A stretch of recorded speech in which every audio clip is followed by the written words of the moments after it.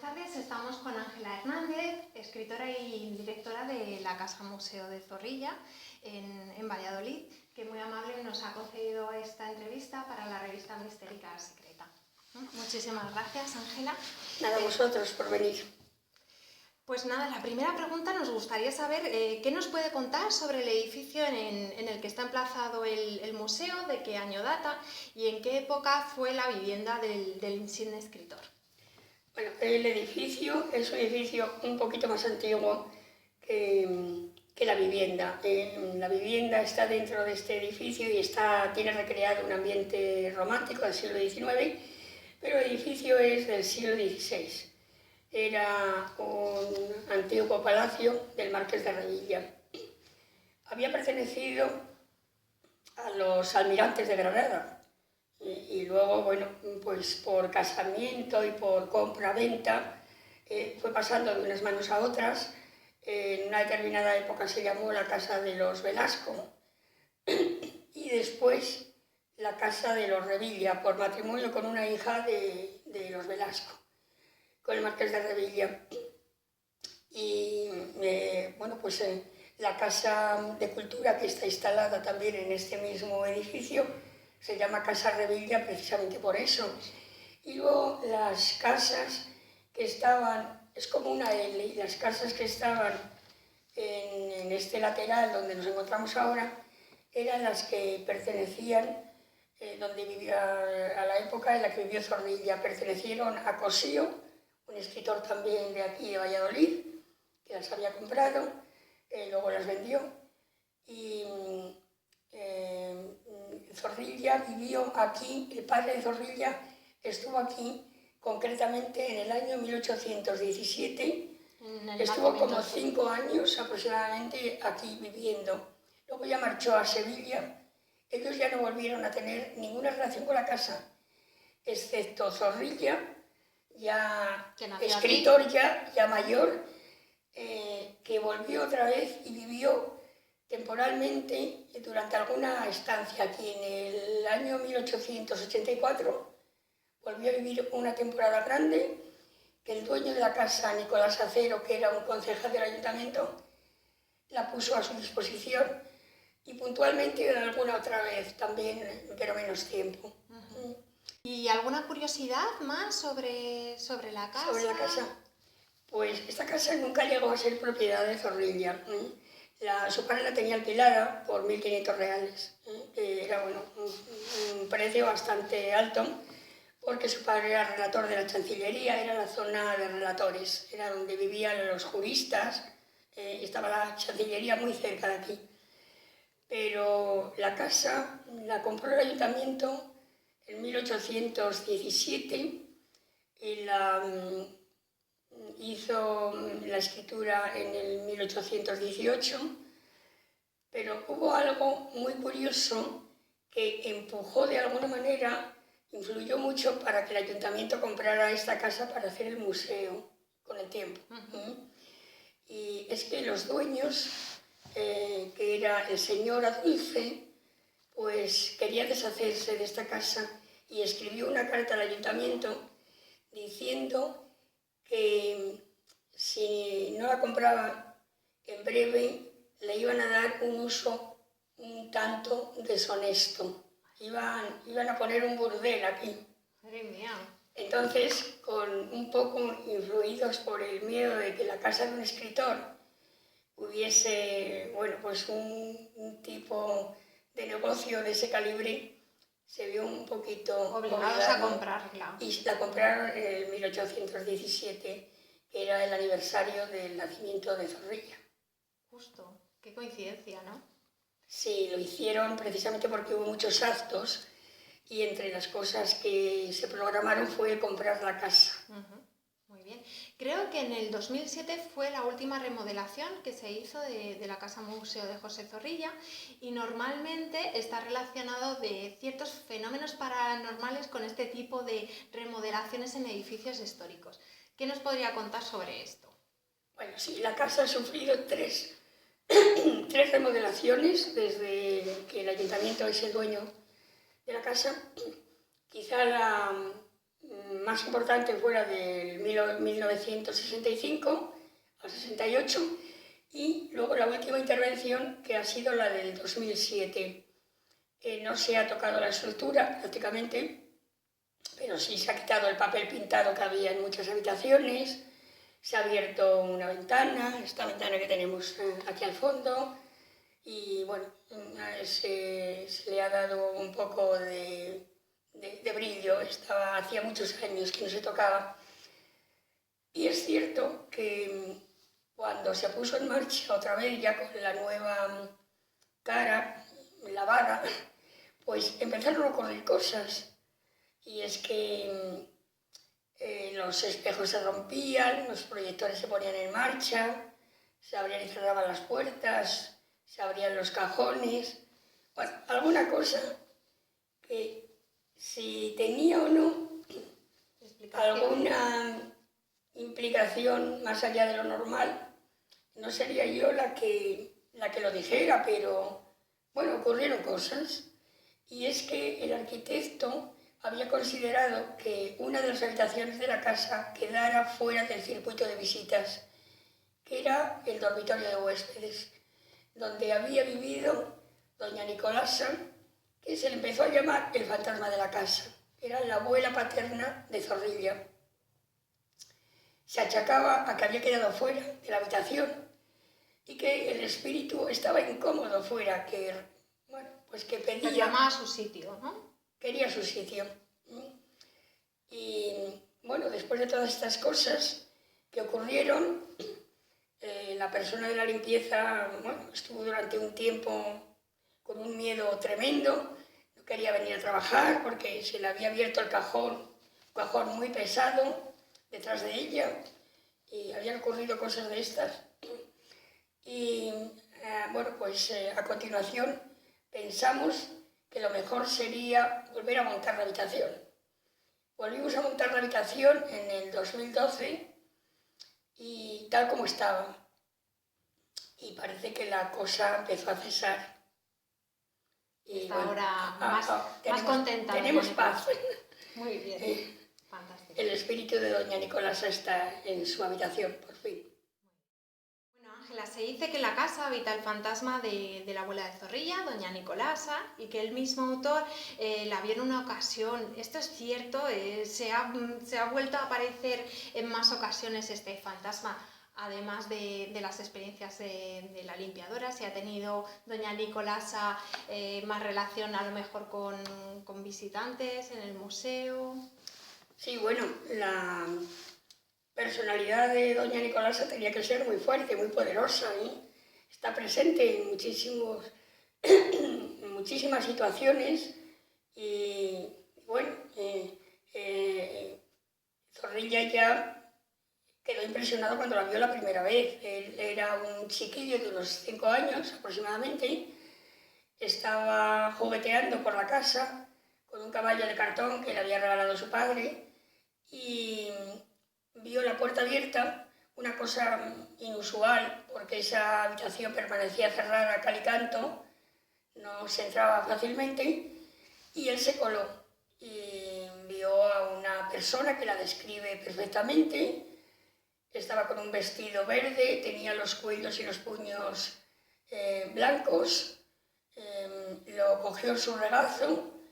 Él dice que sintió el aroma de esa persona muy cerca de él, que le dijo que era su abuela, que fuera bueno, las cosas que dicen las abuelas. Y salió y lo contó, y le dijeron, bueno, tú sueñas, es imposible. Tu abuela había muerto antes de que tú nacieras, bueno, imposible.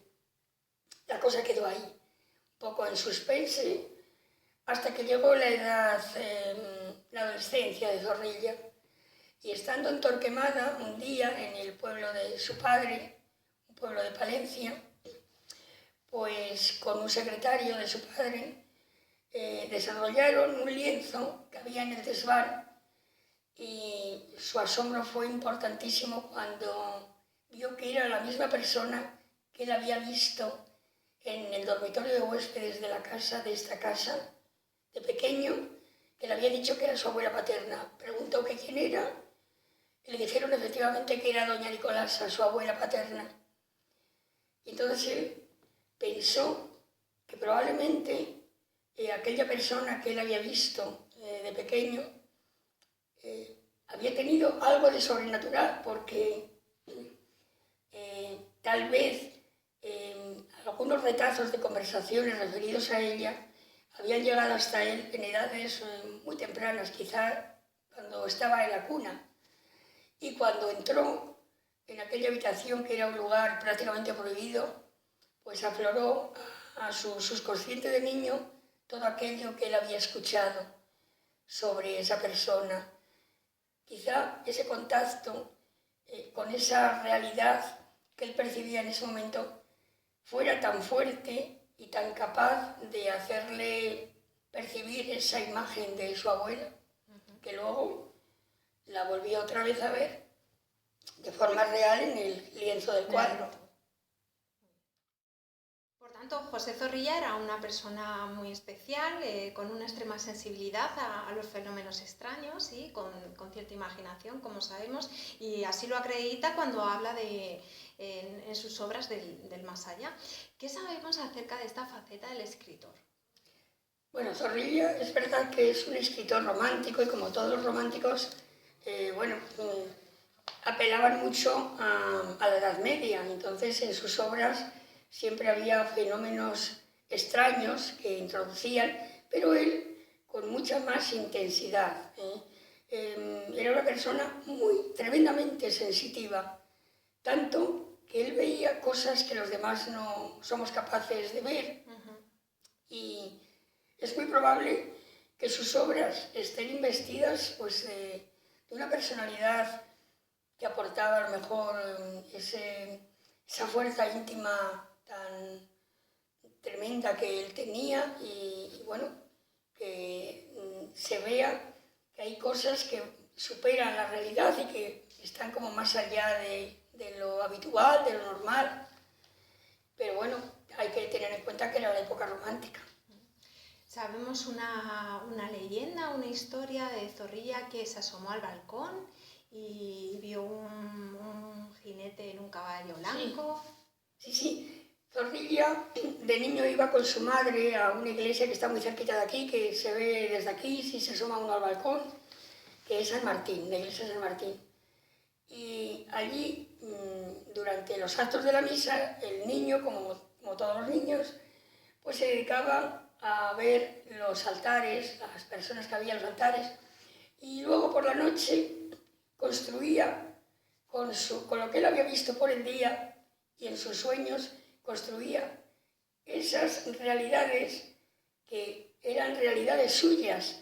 Y entonces, estando un día sentado con los pies ahorcajados en los barrotes de hierro del balcón, pues dice que vio pasar a un caballo blanco que venía bufando, se veía, era un día de niebla y veía los ojos muy brillantes, negros, y decía que él había visto, que a él le pareció todo aquello que él había visto en la iglesia y que había dado la vuelta y había pensado durante la noche, por el día, tuvo un momento en que todo aquello concibió una vida para él.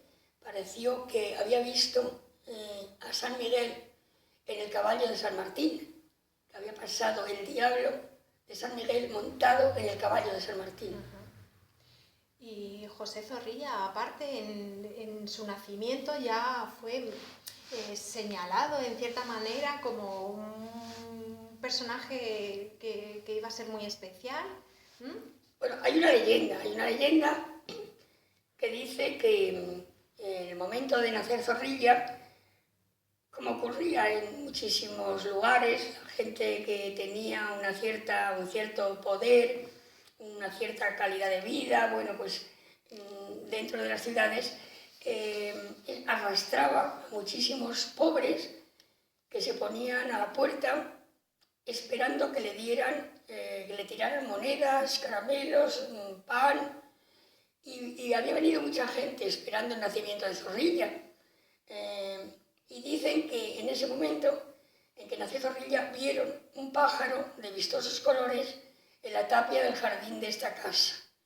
Con lo cual, la leyenda... como un buen augurio, ¿no? Exactamente, dice que no vino con un pan debajo del brazo, sino con una lira debajo del brazo, porque el pájaro parece ser que cantaba muy bien. Entonces, un poco como la leyenda de Himeto, y como algunas que dice que vinieron las abejas a poner la miel en sus labios, a Zorrilla le trajeron una lira para que compusiera luego y fuera un poeta. Además, creo que fue sietemesino, ¿verdad? Sí, tiene algunas características especiales. Era sietemesino, tanto es así que cuando nació, pues no daban por él nada, vamos, que... Pensaba que estaba más en el otro lado que en este, ¿verdad? Sí. De hecho, el cirujano que ayudó a nacer el niño que estaba junto a su madre, le tuvo que dar el agua del socorro, bautizarlo, en aquel momento, porque pensaban que no iba a vivir. O sea que fue un niño muy débil cuando llegó al mundo, sietemesino. No es lo mismo en el siglo XIX que en el siglo XXI, efectivamente. Claro que sí. Entonces también tenía algunas cosas como, por ejemplo... Algunas cosas especiales. Sí, era sonámbulo y se levantaba por las noches y se ponía a escribir. Él tenía una costumbre, cuando dejaba de escribir, trazaba una línea horizontal a continuación del escrito, con lo cual se veía perfectamente dónde acababa el escrito de la noche. Y al día siguiente, pues había escrito, cuando se levantaba, había escrito de manera como si fuera escritura automática, pero con el mismo sentido que tenía el texto que había dejado escrito la noche anterior. O sea, había continuado con la misma idea.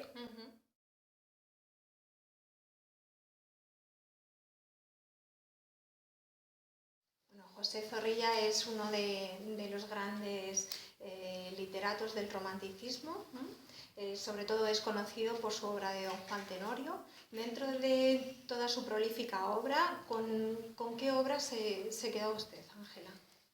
Yo me quedo con la obra que él había decidido que era su mejor obra, y para mí creo que también es Traidor y Confeso y Mártir. Zorrilla fue un romántico muy tardío. Siguió escribiendo romanticismo cuando ya prácticamente estaba superada la etapa del romanticismo, pero tuvo la década prodigiosa suya, que es la que va del 33 al 49, o sea, del 30 al 40, prácticamente en el 33 empezó el romanticismo en España para el drama, y prácticamente Zorrilla empezó ahí ya, empezó muy joven, pero la década suya fue prácticamente hasta del 40 al 49. Y en el 49 cierra prácticamente esta época romántica del drama con Traidor y Confeso y Mártir, y creo que es la obra la mejor construida, para mí la mejor, desde luego. Aunque Don Juan Tenorio, claro, ha creado un mito, eso es incuestionable. Todos los tenorios que ha habido en la historia, que han sido muchos, no han sido capaces de crear este mito. Claro. El suyo lo ha conseguido, aunque no sea una obra perfecta, que tampoco tienen por qué ser perfectas las obras de los escritores para que arrastren al público. Tiene que tener algo que arrastre, ¿no? Y Don Juan Tenorio desde luego lo tiene. Quizás sea por el final de la redención del pecado, puede ser, que es lo que lo distingue un poco del resto de los tenorios, pero claro, es la obra que más le ha dado a conocer a lo largo y ancho del mundo. Desde 1868 no ha quedado ni un solo año sin ponerse en escena en el mes de noviembre. O sea que es una de las obras, si no la más, puesta en escena de teatro español. ¿Y ese Don Juan Tenorio que tiene de Zorrilla? Tiene algo de Zorrilla. Zorrilla ya había hecho bastantes experimentos antes de llegar a hacer Don Juan Tenorio. Margarita la Tornera es probablemente el embrión de Don Juan Tenorio. Es una leyenda suya que hace en el 1837, sale publicada en el 39, pero en el 37 ya aparece en una revista. y prácticamente hay una parte que es biográfica, que narra cómo se va cómo huye de la universidad, cómo se enamora de una monja en este caso, que es Margarita, y cómo se va, y bueno, hay muchísimo de él, es casi una autobiografía. Ajá. Y luego hay trozos de Margarita la Tornera que están presentes en Don Juan Tenorio, prácticamente calcados, o sea que es el embrión. Pero hay 2 o 3 obras ya anteriores que también hace esbozos en los cuales ya está Don Juan Tenorio. Sí. Capitán Montoya, por ejemplo. Dentro del museo vemos que hay una pieza mítica, que es la máscara mortuoria de Zorrilla, hecha por Aurelio Rodríguez Carretero. Tengo entendido que era una costumbre que proviene del Imperio Romano y que en el romanticismo era una práctica típica que se realizaba con personajes ilustres. Sí. Normalmente empezó siendo algo que hicieron los nobles, en la Edad Media fue muy extendida para los nobles. Y en el siglo XIX era como un reconocimiento a personas ilustres porque eran escritores, porque eran pintores, porque habían hecho algo creativo que reportaba un beneficio a la sociedad. Es decir, que era una persona muy conocida, sobre todo a pintores y escritores. Fueron a las personas a las que más mascarillas mortuorias se hicieron. Y bueno, era muy habitual, creo que hay alguno más, aquí Quintana creo que también la tenía, y alguno más que le han dedicado alguna máscara mortuoria. Era una costumbre que también llevaron de aquí los sudamericanos, y que ese realismo mágico de la literatura mucho tiene que ver también con esta práctica y otras parecidas, que ellos sí que siguieron en las prácticas mortuorias, sí que siguieron utilizando, pero eran como, se llamaban, creo que máscaras funerarias, las llevaban incluso encima del muerto. Ajá. Y bueno, cosa que en España eso se fue perdiendo esa costumbre tan atávica, ¿no? Y yo creo que ya a mediados del siglo XX ya estaba prácticamente extendida la costumbre. En esta magnífica sala, que es la sala de música, ¿verdad?, encontramos un fantástico lienzo muy inquietante que tiene que ver con lo sobrenatural. ¿Cómo se llama la obra? ¿Qué autor lo realizó y su significado? Bueno, lo realizó Gabriel Osmundo, que era un pintor, bueno, vivía en España, pero era de La Habana, y hizo esta obra porque se fijó en las leyendas de Zorrilla. Todas las leyendas de Zorrilla están basadas en la tradición, sobre todo en la tradición del siglo de oro y de la Edad Media. Y le puso el nombre de tradición. Y nos cuenta esta leyenda de Recuerdos de Valladolid, que es en realidad un hecho que ocurrió en Campo Grande. Hubo un duelo por una persona que había decidido casarse con una mujer en la cual habían dado en matrimonio, si en un año, pero su futuro marido, cuando le hizo esta promesa, tenía que irse a una guerra, y si en el plazo de un año no volvía, ella quedaría libre de esa atadura, pero si volvía, si regresaba, tenía que casarse con él. Y ya hacía el año y estaban con preparativos ya para volverse a casar con otra persona. Pero esa noche regresa. Estamos hablando de una leyenda, claro. Y este tiene un duelo, el que regresa tiene un duelo con el que se va a casar. Y el que regresa no es lo bastante digno en el duelo y le mata de manera poco ortodoxa. pero quedó con ese cargo de conciencia y ocurrió que se vio involucrado un poco más tarde en otra muerte y le culpabilizaron a él. Pero él él dejó que le echaran la culpa, no hizo nada por salir incluso quisieron amnistiarlo, él no hizo nada porque hubo un capuchino que vio todo, vio cómo ocurrió. Él lo que fue es a socorrer al muerto, pero le echaron la culpa a él porque, bueno, había una navaja al lado del muerto y le pidió la guardia a él con la navaja con el muerto y entonces le echaron la culpa.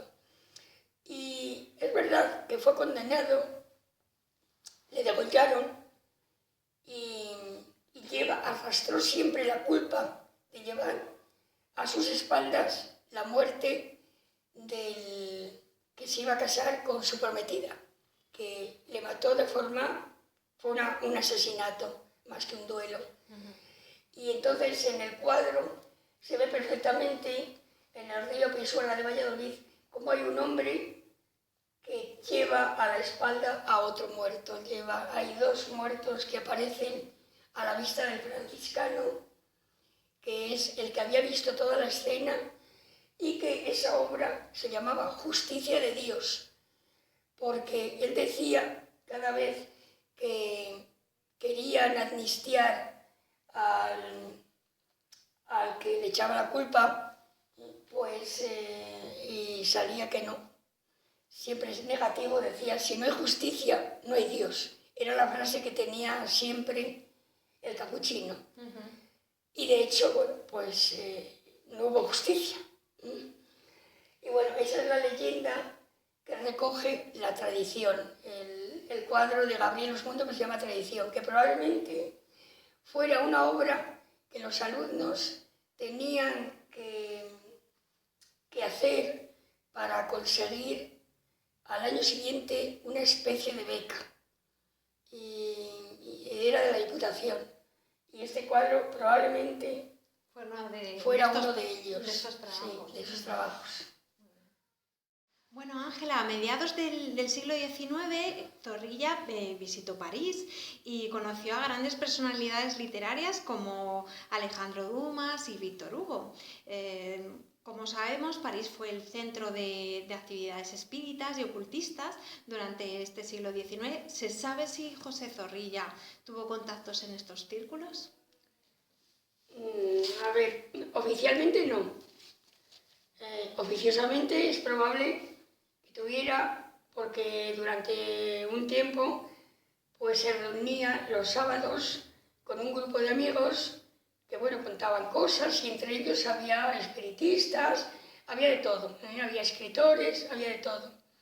Y se reunían en casa de la viuda del cónsul inglés, que bueno, fue una señora que en un momento determinado pues exigió a Zorrilla que le echara las cartas. Y él, que no se dedicaba tampoco a esto, ni mucho menos, se vio en la encrucijada de decirle que en su vida habría una muerte y efectivamente el cónsul inglés pues tuvo un traspié y murió a consecuencia de ese traspié y se deshizo la familia, luchó contra la primera familia que había tenido el cónsul inglés y tuvo una vida malísima la viuda esta a partir de entonces. Y se deshicieron esas reuniones que se hacían en la casa de la viuda del cónsul inglés. A raíz de la premonición de José Zorrilla. Bueno, eso es una cosa un poco... Una conjetura, ¿no? Sí. Pero bueno, Zorrilla había ido a París en primer lugar porque su primera esposa, Matilde O'Reilly, que era mucho mayor que él, era casi 17 años mayor, pues era muy celosa y le complicaba mucho la vida. Y entonces dijo que pondría tierra por medio, por eso que se marchó a París. Huyó a París. Sí. Era por irlandesa. Pero bueno, fue también para escribir. Para él, escribir y que ser editado por la Casa Baudry era lo más importante para demostrarle a su padre lo buen escritor que era. ¿Sí? Sí. Pues muchísimas gracias, Ángela, por esta maravillosa entrevista aquí en el Museo Casa José Zorrilla de Valladolid. Nos gustaría invitar a todos nuestros lectores, todos los mistéricos, que se acerquen a Valladolid a conocer este fantástico museo. Desde luego, si vienen a conocer esta casa, saldrán de otra manera que entran, eso es seguro. Eso es seguro. Es una casa fantástica, por otra parte, pero que está imbuida del espíritu romántico de la época y luego los guías que tenemos estupendos lo cuentan muy bien y capaces de transmitir ese influjo del siglo XIX y del romanticismo, y que además es la casa donde vivió Zorrilla, donde nació y donde vivió.